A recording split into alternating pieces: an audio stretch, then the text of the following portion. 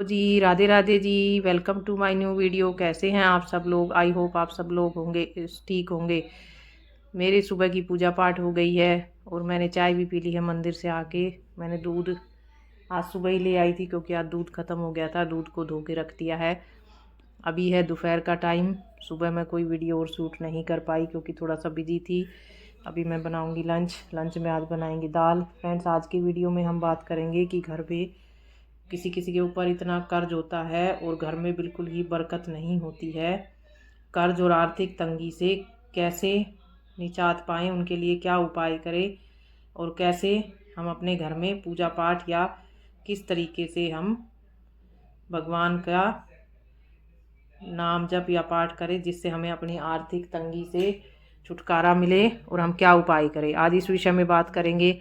Friends, बहुत से लोग होते हैं, कई मेरी जानकारी के भी हैं जो कि इतना लोन लिए रहते हैं, जिनके ऊपर इतना लोन होता है कि वो उसकी किस्त भरते भरते ही उनके आधे से ज़्यादा पैसे महीने में खर्च हो जाते हैं और घर पे का खर्च चलाना ही बहुत मुश्किल हो जाता है। बहुत से ऐसे लोग हैं जो, कुछ लोग तो मजबूरी में लेते हैं, लेकिन कुछ लोग होते हैं अपने शौक पूरे करने के लिए लोन ले लेंगे, इधर उधर से कर्ज ले लेंगे कि हमें अपनी पर्सनैलिटी दिखानी है, टोरा बनाना है, इसलिए वो कर्ज लेकर भी महंगे महंगे फ़ोन खरीदते हैं, महंगी महंगी गाड़ियाँ ले लेते हैं लोन पे। फिर उनकी किस्त भरना उनसे मुश्किल हो जाता है और बहुत ही भारी पड़ता है। हमें ऐसा नहीं करना चाहिए। हमें जितनी हमारी क्षमता है उतना ही हम करें। अगर हमारे पास कम है तो हमें कम में ही गुजारा चलाना चाहिए, ना कि लोगों के को शो ऑफ करने के लिए हम इधर उधर से लोन लें, कर्ज लें और हम महंगी महंगी चीज़ें लेकर शो ऑफ करें।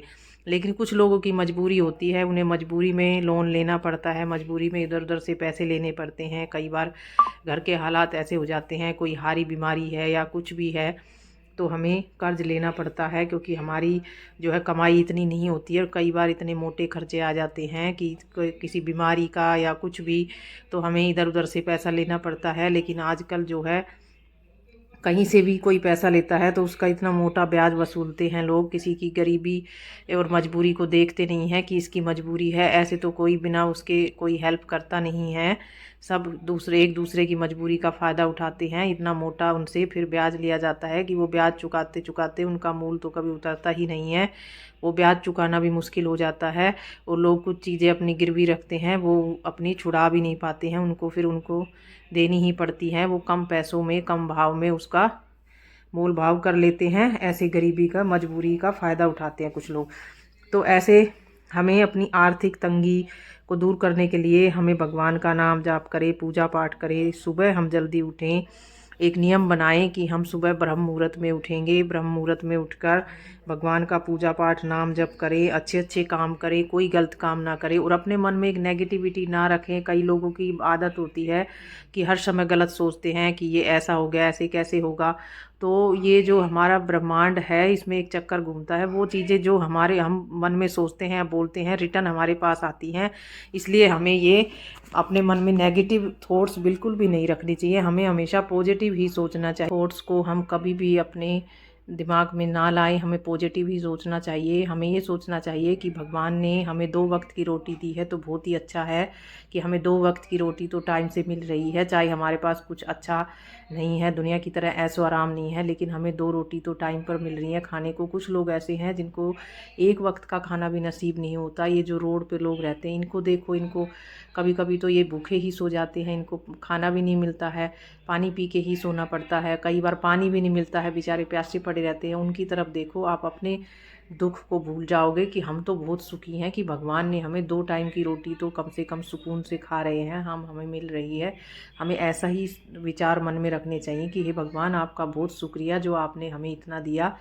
बहुत बहुत धन्यवाद। भगवान का धन्यवाद हमेशा करें, रोज़ करें, सुबह उठते ही भगवान का धन्यवाद करें कि हे प्रभु, आज का दिन आपने मुझे इतना मतलब अच्छा दिखाया कि मैं सुबह सुबह उठकर आपका नाम ले रहा हूँ। बहुत बहुत थैंक यू भगवान जी।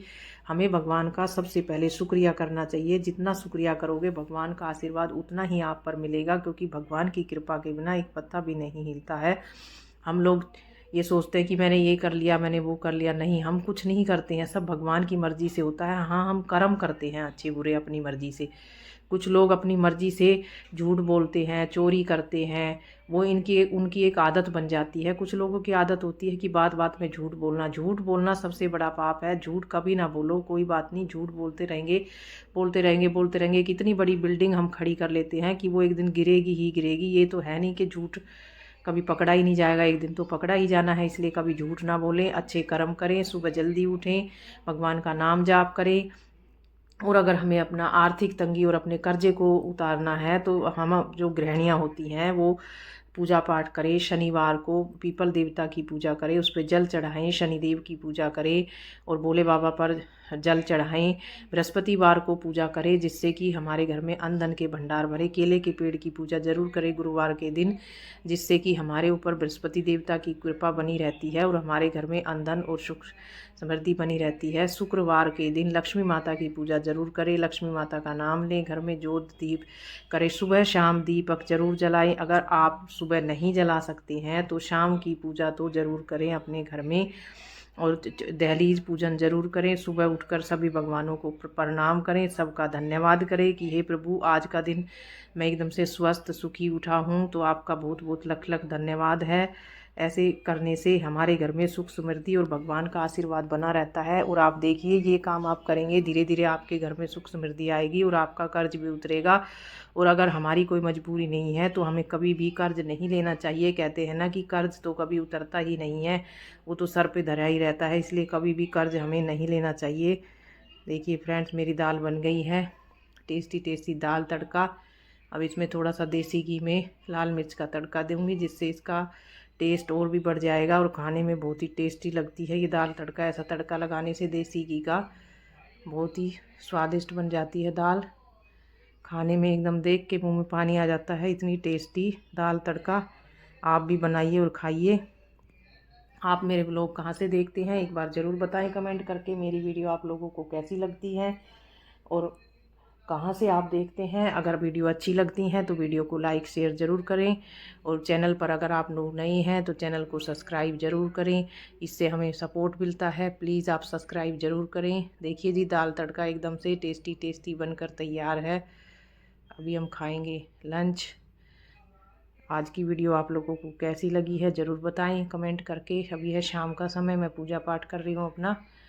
पूजा पाठ मैं दोनों टाइम करती हूँ नियम से। शाम के समय, आज गुरुवार का दिन है, मैंने येलो कपड़े पहने हैं। गुरुवार को मैं येलो कपड़े पहनती हूँ।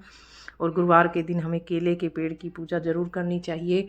अगर हमारे आसपास केले का पेड़ है या मंदिर में, तो हर मंदिर में होता ही है, तो हमें ज़रूर पूजा करनी चाहिए। अगर आसपास नहीं है तो आप एक केले का पेड़ लेके आ सकते हैं, लेकिन उसको घर के बाहर रखें, घर में ना रखें, ना घर की छत पर रखें।